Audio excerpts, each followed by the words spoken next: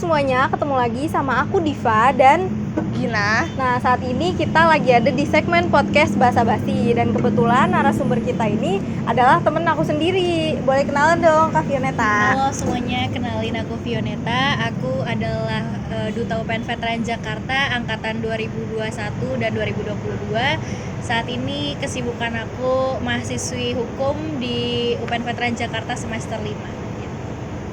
Oke nih, seperti yang kita tahu nih, Kak Fio ini kan Duta UPN nih ya gitu. Iya.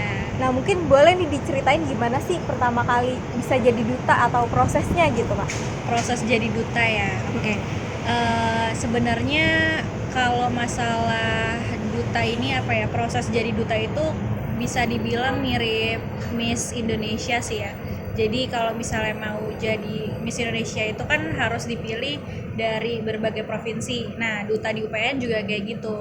Pertama-tama kita dipilih nih untuk jadi duta fakultas dulu. Untuk selanjutnya nanti dalam tanda kutip diadu dengan kompetitor-kompetitor lain dari fakultas lain untuk bisa jadi duta di fakultas perwakilan kamu, dan selanjutnya jadi duta di UPN Veteran Jakarta gitu sih. Aku juga mau nanya nih, Kak, gimana sih perasaannya waktu kepilih jadi duta gitu? Kepilih jadi duta berarti 2 kali nih aku ngerasain jadi duta fakultas hukum, jadi duta UNIF ya. Iya. Jadi waktu aku jadi duta fakultas hukum itu perasaannya campur aduk karena struggle untuk di duta fakultas hukum ini agak cukup banyak. Pertama kali aku muncul atau terjun di dunia public speaking itu pertama kali aku ngobrol di depan banyak orang, pertama kali aku punya otoritas untuk jadi duta, pertama kali aku jadi representatif.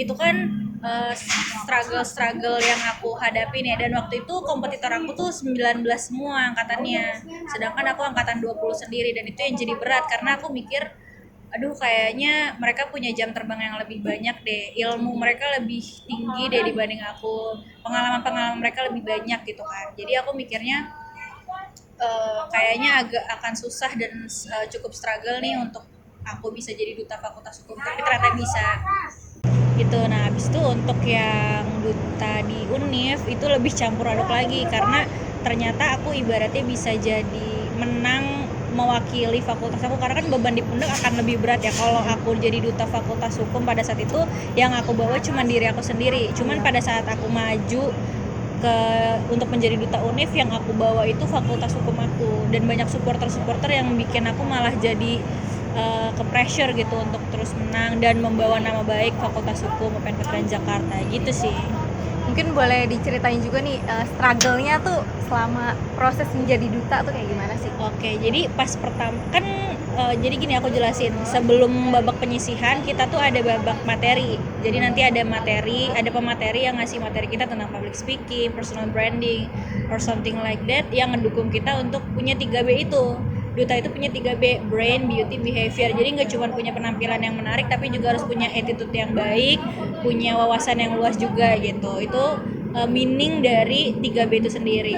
Nah, struggle-nya adalah ternyata aku cuman pede di wawasan yang luas. Aku nggak pede untuk ngomong, aku juga nggak pede sama penampilan aku, karena ternyata kompetitor aku tuh cantik-cantik, kompetitor aku tuh public speakingnya bagus karena mereka dari organisasi, mereka punya pengalaman yang banyak juga di bidang public speaking. Jadi itu yang bikin aku berat, struggle-nya aku nangis setiap malam tuh kalau misalnya besok ada pemateri atau ada babak eliminasi, aku tuh bener-bener yang sampai latihan subuh. Nah ini juga jadi penting untuk teman-teman semua, karena dari dosen aku juga bilang kalau yang bersiap atau yang well prepared gitu ya, yang bersiap itu akan mengalahkan orang-orang yang memang punya skill gitu. Jadi kalau misalnya kamu pinter, kamu punya skill, itu kamu hati-hati sama orang yang persiapannya penuh gitu, karena akan bisa kalah tuh sama orang yang bersiap gitu sih. Nah itu yang jadi pegangan aku dan indikator aku, jadi ibaratnya pendorong aku lah untuk aku bisa yakin. Itu struggle-nya. Jadi struggle-nya insecure aku sih, overthinking, insecure, bikin aku jadi agak susah maju dan ngelangkah gitu. Tapi with baby step, achieving big goals juga kok aku gitu. Terus kok sekarang perasaannya gimana kalau kayak kan udah berapa udah mengalami nih gitu ya, udah ngelewatin gitu. Perasaannya Justru ternyata struggle utama adalah pada saat aku jadi duta. Pada saat aku jadi duta, iya setelah kepilih aku jadi duta, aku ditugaskan bersama dengan orang-orang yang ternyata profesional, ternyata skill public speakingnya, wawasannya, cantiknya, penampilan itu lebih jauh dari aku. Dan aku ngerasa kayak kemarin aku pikir aku udah menjadi bener-bener yang sempurna gitu, ternyata masih banyak. Nah itu yang bikin struggle. Ternyata struggle selama aku jadi duta itu nggak ada apa-apanya dari struggle aku yang sekarang nih, yang ketemu orang yang keren-keren. Aku sering dipasangin sama MC, misal aku ditugaskan MC di mana, ternyata MC-nya itu pengalamannya udah banyak banget, dia pinter banget ngobrol sama menteri, orang-orang penting juga asik aja, enjoy aja. Dulu tuh waktu aku jadi MC pertama kali ditugasin, aku jadi MC di Kemendikbud kalau nggak salah. Itu jadi MC depan aku menteri semua, dan itu bener-bener yang aku gugup banget. Assalamualaikum warahmatullahi wabarakatuh gitu.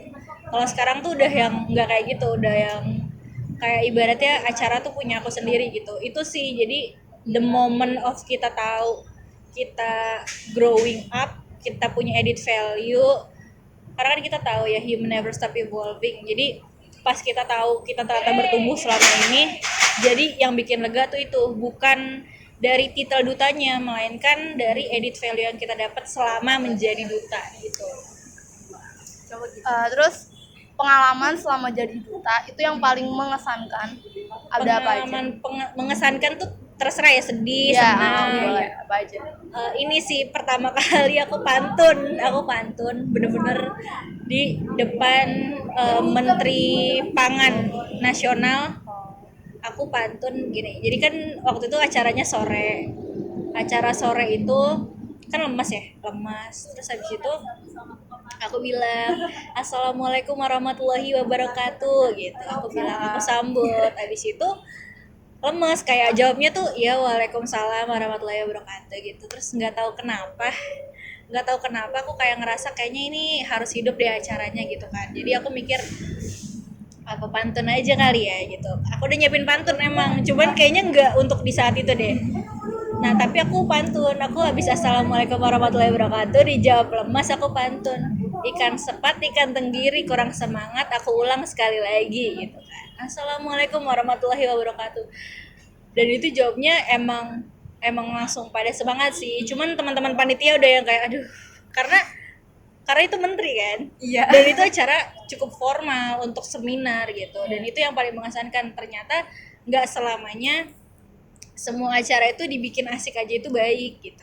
Ada yang itu yang paling mengesankan, dan itu yang bikin aku malu banget sih. Itu malu banget, aku sampai kayak aduh kayaknya ada job MC, ada job moderator, enggak dulu, malu banget nih, nggak mau pantun lagi gitu. Tapi ternyata dari situ personal branding aku kebangun nih. Kalau misalnya MC sama Vio pasti ada pantunnya, kalau misalnya moderator ada Vio pasti ada pantunnya gitu. Berarti sekarang setiap kalau ada MC gitu acara selalu openingnya pakai pantun. Pakai pantun, opening penutup ngobrol pakai pantun gitu. Tapi udah disiapin dulu ya, nggak yang dadakan gitu. Kirain ada spontanitas gitu. Enggak sih, kalau misalnya spontan kayaknya aku belum semahir itu untuk bikin pantun secepat itu gitu sih. Terus kalau bikin pantun gitu idenya dari mana? Idenya, aduh kita mention Abang None nih jadinya. Jadi aku pernah ikut Abang None. Ini singkat cerita aja intermezzo, aku pernah ikut Abang None. Di sana kita diajarin cara bikin pantun yang cepat tuh gimana, cara bikin bridging dari pantun satu ke pantun yang lain, dari kita bisa punya komunikasi yang bagus kayak pompo Betawi itu kayak gimana gitu. Jadi formal bisa, semi formal bisa, nggak formal juga bisa gitu. Mantap banget udah. Jadi dari Abang None sih kalau misalnya dibilang aku berani pantun tuh mulai berani pantun dari Abang None. Berarti pokoknya kalau udah Vio pasti pantun gitu ya. Jadi personal branding, makanya aku bilang itu pengalaman yang mengesankan. Di balik malunya ternyata ada value yang bisa aku ambil, yaitu aku jadi punya personal branding itu. Terus nih, kan selama jadi duta, kan itu kan ngelewatin masa karantina kan ya? Iya. Nah, terus di balik masa karantina itu kan pasti kamu punya jadwal yang lain nih, punya kegiatan yang lain nih. Benar. Terus jadwal kamu jadi padat nih. Banget. Nah, itu gimana cara kamu bagi waktu, ngatur waktu antara kegiatan kamu sebagai duta dengan kegiatan kamu sebagai mahasiswa. Oke, nah ini agak lucu ceritanya karena pada saat itu aku juga bukan cuma jadi mahasiswa tapi aku magang di LKBH UPN. Jadi agak susah tuh baginya kuliah tapi aku harus ngasih bantuan hukum, konseling hukum ke masyarakat yang kurang mampu. Terus di satu sisi aku juga jadi duta yang aku harus nyiapin materi kan, pasti ada tugas segala macam. Jadi kita pada saat pemateri pun diberikan materi, kita nggak cuma diberikan materi cuma-cuma tapi kita juga dikasih tugas kayak gitu. Nah sedangkan di LKBH ini sendiri juga kita diharuskan untuk apa ya, ibaratnya mengerjakan dokumen-dokumen, berkas-berkas dan lain sebagainya yang mendukung perkara pada saat di pengadilan gitu. Nah kalau untuk di semester 3 kalau nggak salah waktu itu tuh kurang lebih cuma tugas-tugas biasa sih. Cara bagi waktunya aku juga sekarang agak lupa nih waktu itu kenapa aku bisa sampai kebagi waktu, tapi pasti ada yang aku korbankan. Kayak misal pada saat aku kelas ini free aja aku exactnya aku nggak bisa yang ngikutin banget kelas. Makanya kalau bisa ditanya semester 2, semester 3, semester 4 belajar apa, aku juga agak kurang tahu tuh pembelajarannya apa. Aku cuma baca-baca dari modul, dari PPT yang dikasih dosen pun. Untuk LBH jadi ibaratnya pagi pada saat aku baru bangun tidur aku ngerjain berkas perkara yang bisa aku kerjain, aku ngumpulin bukti segala macam. Siangnya aku pematerian atau kuliah, setelah kuliah aku nyiapin materi atau ngerjain tugas untuk duta. Terus malamnya aku ngerjain apa yang belum selesai gitu sih. Jadi kalau bisa dibagi waktu, bisa bagi waktu apa enggak, soalnya waktu itu aku tidur juga minim banget, kayak 4 jam sampai 5 jam doang gitu sih. Berarti harus ada yang dikorbankan. Iya. Terus pas masa-masa kayak gitu kan pasti ada pressure ya. Terus Iya. ada pernah ngerasa ini nggak kayak apa aku mundur aja gitu dan Iya. ikut dari duta karena bikin capek kan, pasti kurang tidur, ada perasaan kayak gitu nggak? Terus gimana cara balikin semangatnya lagi? Oh iya, sebenarnya pressure itu muncul bukan dari kepadatan jadwal sih. Karena waktu itu kan aku SMA juga padat kan jadwalnya, cukup padat. Pressure untuk mundur jangan duta itu mungkin karena insecure ya. Insecure kompetitor aku cantik-cantik, pinter-pinter, public speakingnya bagus, nggak malu kayak aku gitu sih. Jadi pressure untuk untuk aku kayaknya mundur aja tuh bukan karena ini sih padat. Jadi padat itu yang bikin aku mikir apa magang nggak usah dulu ya gitu sih. Berarti magang yang mau Iya, magang ya aku kesampingin nanti aja dulu, soalnya kan emang belum waktunya kan aku magang gitu. Oke, tadi aku mention nih kalau Kak Vio itu katanya dulu tuh pemalu banget gitu kan ya. Iya. Sedangkan sekarang tuh udah bisa jadi duta, udah pokoknya sibuk ini itu gitu jam kan. terbangnya Terus, udah kemana-mana. iya, jam gitu. terbangnya udah kemana-mana. Nah terus gimana sih cara ningkatin kepercayaan diri bisa sampai kayak sekarang gitu? Oke, caranya ini sih, itu tadi kamu mention jam terbang ya. Jam terbang aku emang banyak karena aku percaya diri karena ibaratnya jam terbang aku banyak gitu. Karena gimana pun kita kalau misalnya mau jadi percaya diri, kalau misalnya kita mau jadi MC, mau jadi pembicara gitu ya, jam terbang dan substansi yang kamu mau sampaikan itu harus harus full gitu, harus sempurna gitu. Ibaratnya kalau untuk materi sendiri, kalau misalnya jadi MC kita tuh harus preparation dulu, well prepared segala macam. Aku biasanya 3 hari tuh well prepared. Nah kalau untuk percaya diri di bagian unsur jam terbangnya, mungkin kamu bisa latih manfaatin kesempatan-kesempatan yang ada di kampus. Kayak misal kamu kelas mau coba aktif, ya udah tanya aja. Terus coba untuk organisasi dan lain sebagainya. Kalau aku sih sebenarnya jam terbang sih. Dulu juga aku MC bener-bener yang malu banget kok, tapi sekarang aku udah bener-bener megang mikrofon tuh udah yang gak malu, udah gak mikir aku mau nanya apa. Dulu preparation tuh bener-bener yang 3 hari, sekarang jadi MC kondang, Vi jadi MC yuk, yaudah yuk gitu. Ibaratnya modal percaya diri aja gitu. Itu sih jam terbang gak pernah bohong. Berarti udah nggak pernah nervous lagi, udah Gak pernah nervous itu. Jam terbang aku tuh kalau jadi MC, penyuluhan tadi sama organisasi sih paling, udah itu aja. Berarti bisa dibilang learning by doing gitu Iya, ya. learning by doing. Jadi karena udah sering bisa lah karena biasa gitu. Nah, kita kan udah ngebahas tentang duta nih. Mungkin boleh nih Kak sharing tentang kesibukan sekarang gitu sebagai mahasiswa hukum. Oke, kesibukan sekarang menjadi mahasiswa hukum. magang biasa sih di itu firma hukum di LBH. Di sana kita kayak namanya lembaga bantuan hukum, kita memberikan bantuan secara cuma-cuma ke masyarakat yang miskin. Jadi kalau misalnya ada masyarakat miskin yang sekiranya butuh keadilan, datang ke kantor untuk minta keadilan itu sendiri, untuk minta kuasa hukum supaya ditemenin, didampingin, ibaratnya kalau misalnya nanti ada kasus-kasus yang menyangkut beliau gitu.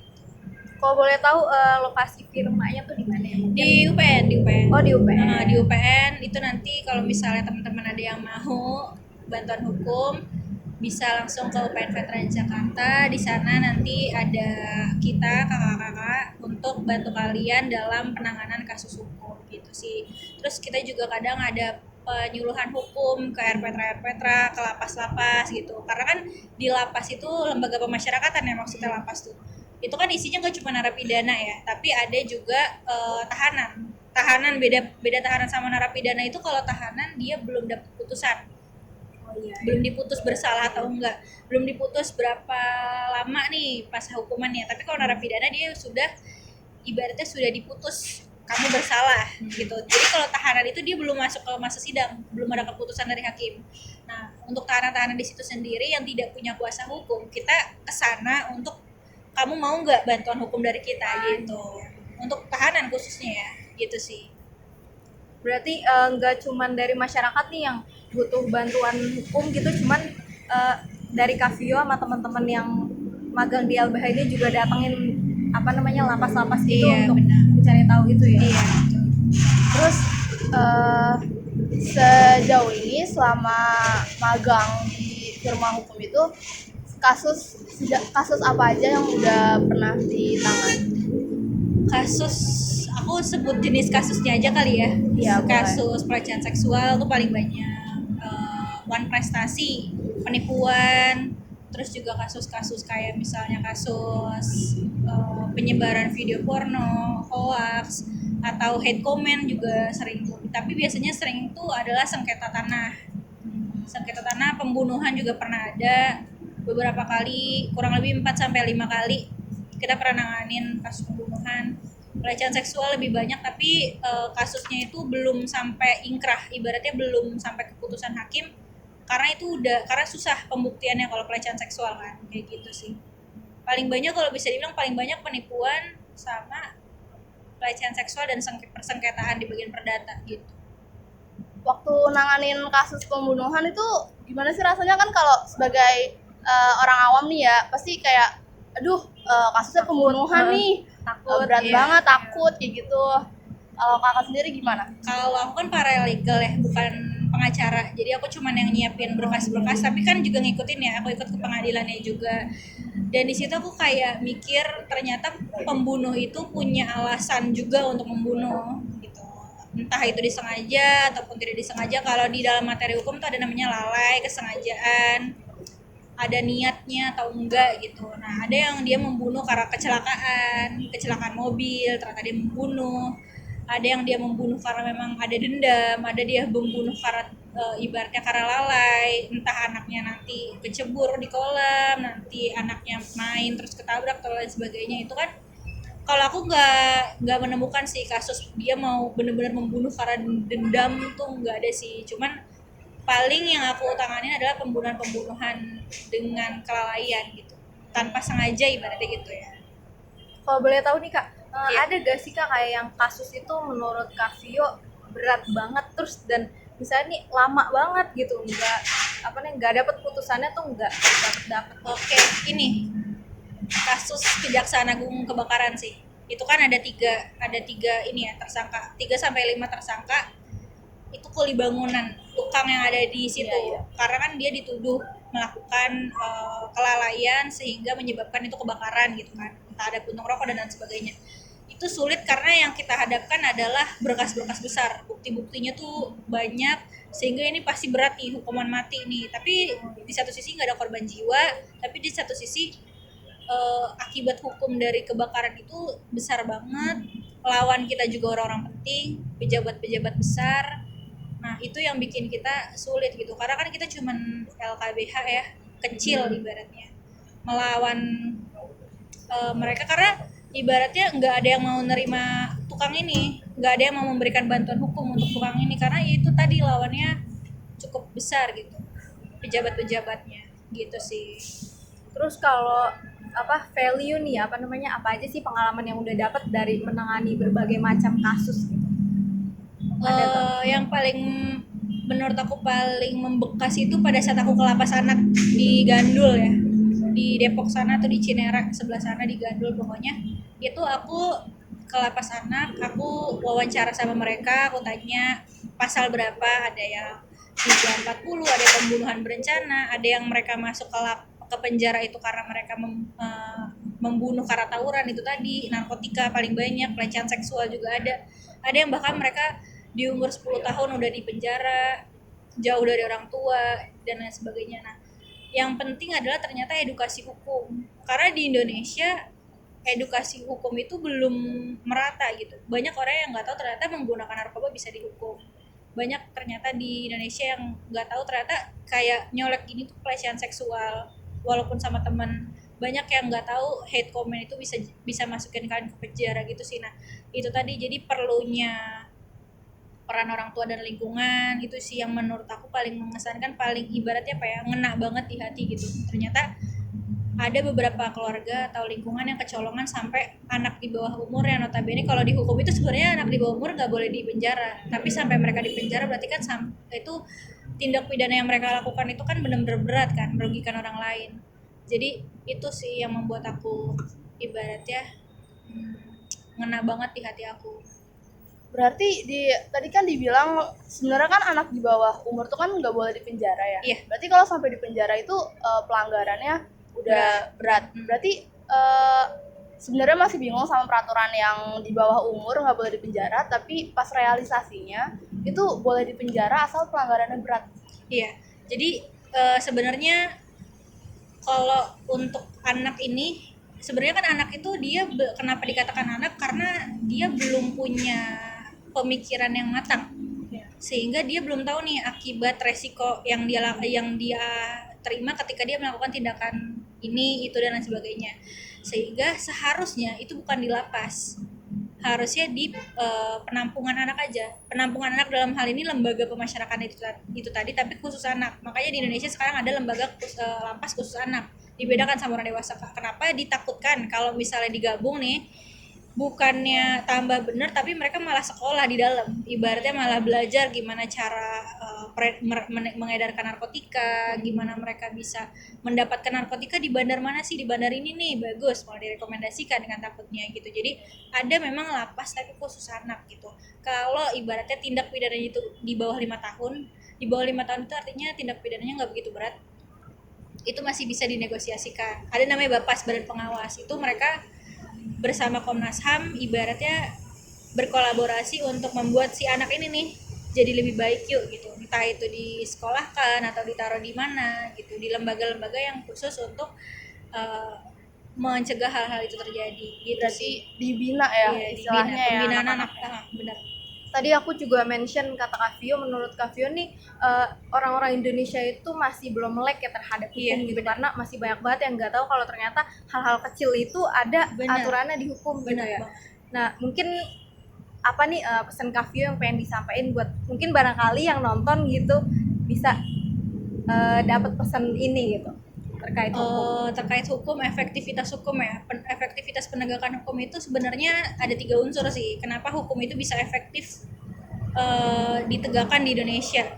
Ada 3 substansi, regulasi, aparatur, sama masyarakatnya. Jadi kalau regulasinya udah benar, ibaratnya undang-undangnya udah benar atau belum nih, peraturannya yang dibuat udah benar atau belum, apakah sudah tercermin dari bangsa Indonesia dan Pancasila atau belum gitu. Sehingga kalau misalnya ini udah benar, kita lihat aparatnya, apakah aparatnya udah benar atau belum.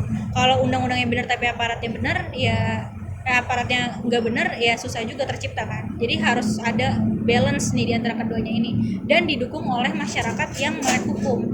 Melek hukum itu bukan cuman kamu harus masuk ke hukum, tapi melek hukum itu ketika ada suatu isu hukum atau suatu hal yang ini berbau dengan hukum atau kenegaraan lah ibaratnya, yaitu kamu harus juga aware dan harus juga peduli gitu satu sama lain, karena gimana pun kan hukum itu nggak akan tercipta kalau masyarakatnya juga nggak mendukung dari bagian pemerintah, para aparat penegak hukum dan juga substansi gitu sih kalau menurut aku.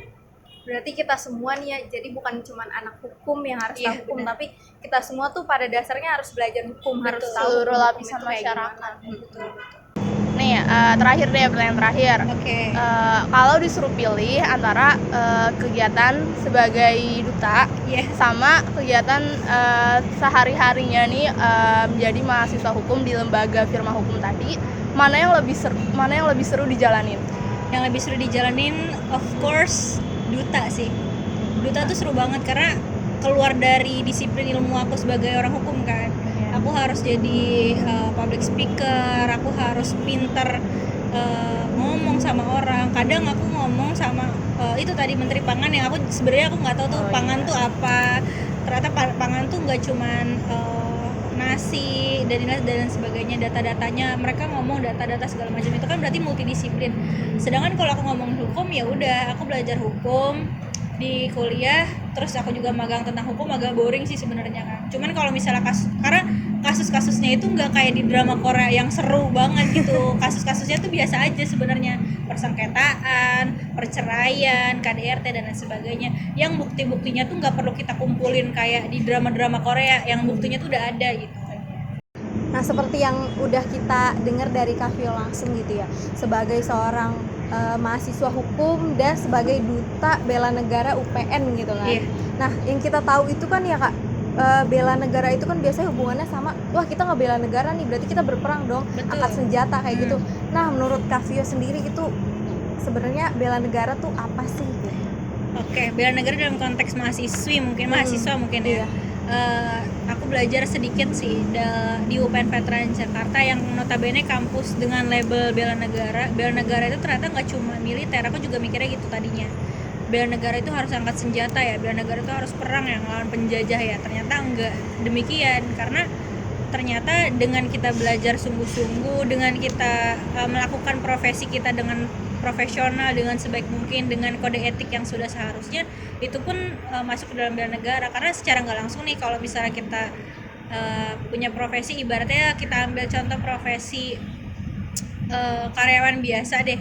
Kalau kita profesional, ternyata kita membangkitkan perekonomian Indonesia secara tidak langsung, walaupun presentasinya kecil gitu kan. UMKM di Indonesia aja walaupun kita lihat kecil, ternyata dia punya dampak 62% untuk membangun perekonomian Indonesia secara keseluruhan kan. Nah, jadi hal-hal kecil kayak gitu itu juga ternyata bisa menjadi faktor pendukung bela negara kok gitu. Untuk mahasiswa-mahasiswa sendiri, bela negara itu bisa dalam bentuk kita belajar dengan sungguh-sungguh, kita berprestasi, terus mungkin dengan tekad kita yang kuat untuk bisa menjadi, kalau aku aparat penegak hukum, atau mungkin kalian dengan profesi-profesi kalian setelah lulus nanti, itu akan menjadi poin utama dari bela negara oleh mahasiswa-mahasiswa itu sendiri gitu sih.